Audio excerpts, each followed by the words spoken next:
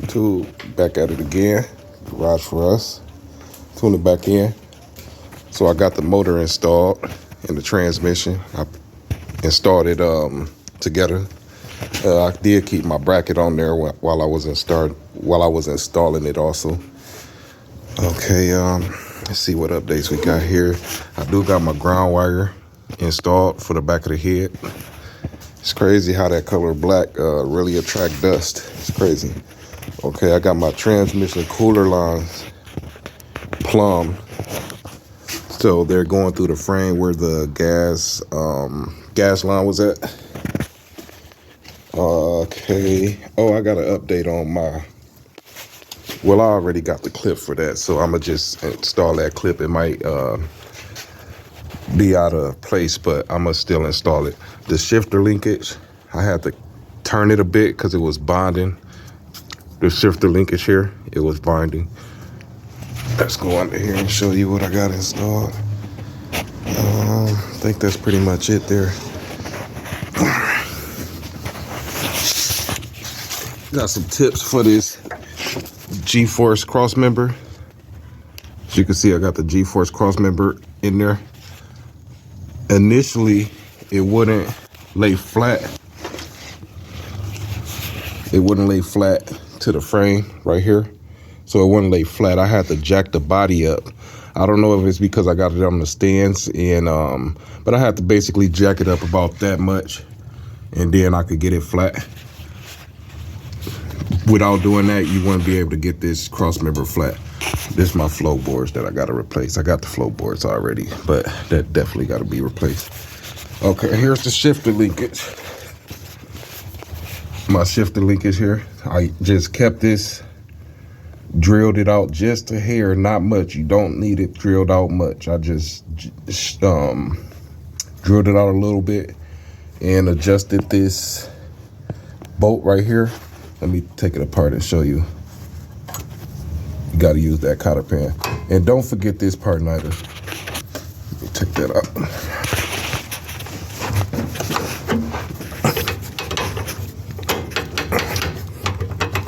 Okay, so don't forget this. Mine didn't have, I don't know if it's a rubber grommet that go right there. So I used the washer to keep that spring compressed. And now that spring can stay compressed. But you just adjust this bolt right there. As long as you adjust that bolt, it'll line up fine. There's no issues with it. I got all gears except for the last one because the rod isn't long enough. So I got that right back in there. The rod isn't long enough, but I don't think I'll ever have to use that gear. I would like to have it because it's on the transmission, but I don't think it'll ever be used anyways. So this is just some updates on the Vox Chevy. Make sure you put that cotter pan in there, otherwise it's gonna come out of there. I did paint my transmission. I got a little bit of painting to do on it. It turned out really well actually though. But again, when you're installing this G-force crossmember, jack up the body a little bit if you're running into the issue I was having. I called G-force. They were saying that it could be the body bushings, but my body bushings look fine. They don't look beat up or anything. So it's not the body bushings. I had to jack the body up a little bit. As you can see, I did put some sort of gasket maker up there. I did put some gasket maker up there to try to dampen the, because it's gonna be sitting on metal. Once I let this jack down, let me let this jack down and show you here.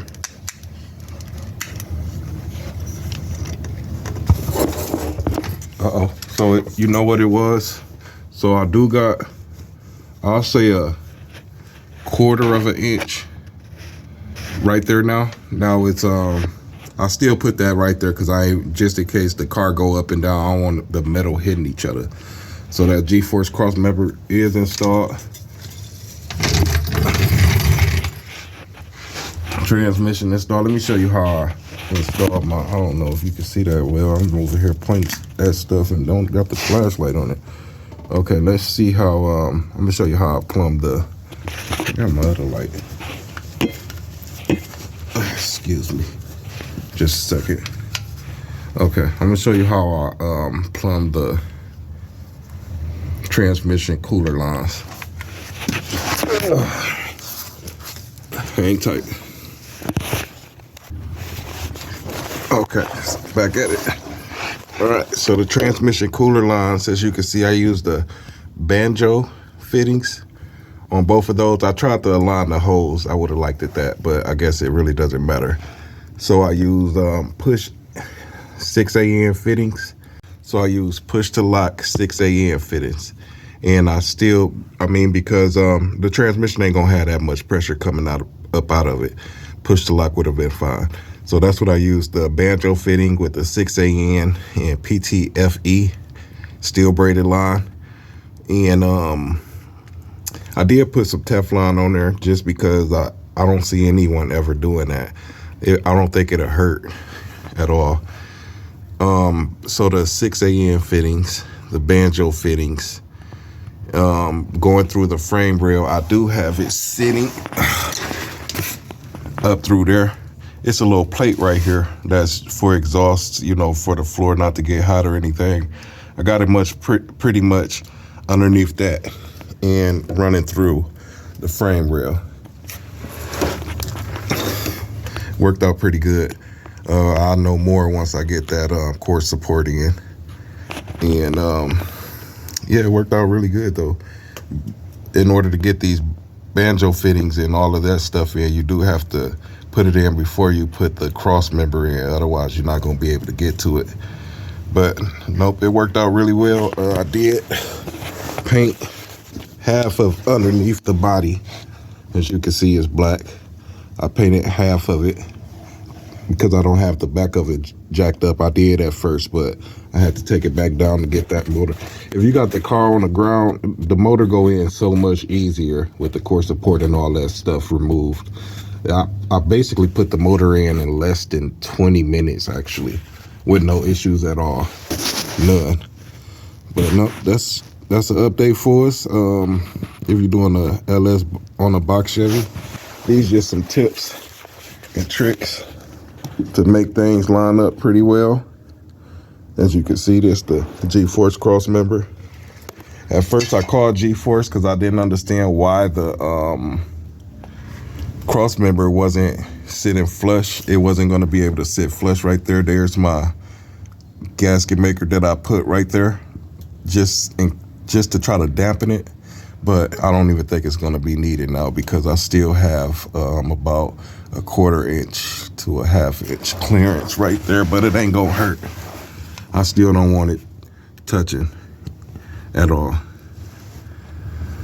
So yeah, just an update for us, tips and tricks. I'm dreading the dang on wiring harness, man. It's a lot of stuff that I'm not too much inclined about as far as like the AC and stuff of that nature, but I'll figure it out. And once I do, I will let you guys know, because I see some people, it's hard for them to even try to give you some of the knowledge. I mean, even if you help somebody out with the knowledge, it ain't gonna hurt you because you're still gonna have customers. But you know, that's how they are. But me, I'm gonna, you know, show you the things that's gonna be complicating or to make it a little bit better. So again, this garage for us. Like, comment, and subscribe. And I'll tune back in once I get some more updates. Thanks for watching.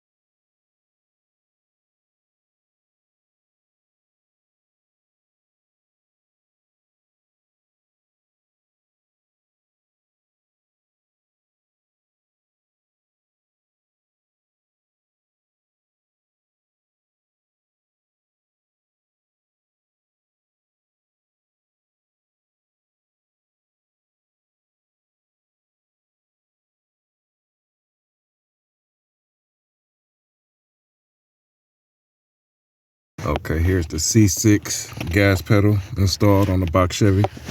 Like I say, I cut my bracket off to make those two holes line up well. And put that down. It goes all the way to the floor. Exactly how it's supposed to. Worked out really well. That's the C6 gas pedal. Just wanted to show you an update on that. And let me show you the gears I got with the transmission, so you guys can see that also. All right, put that light on there.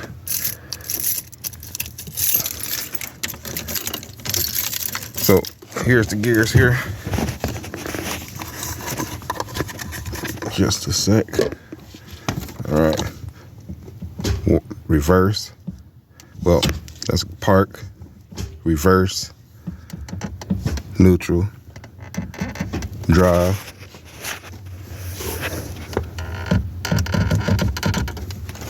I don't know what that gear is, but it's a gear. Reverse, neutral, drive. I think that's third. That's second. And I can't get the first gear because that bar isn't long enough. So just want to show you how those gears are. That bar was long enough, it will go all the way down, but the bar isn't long enough. So again, just an update. Don't forget to subscribe. Thanks for watching.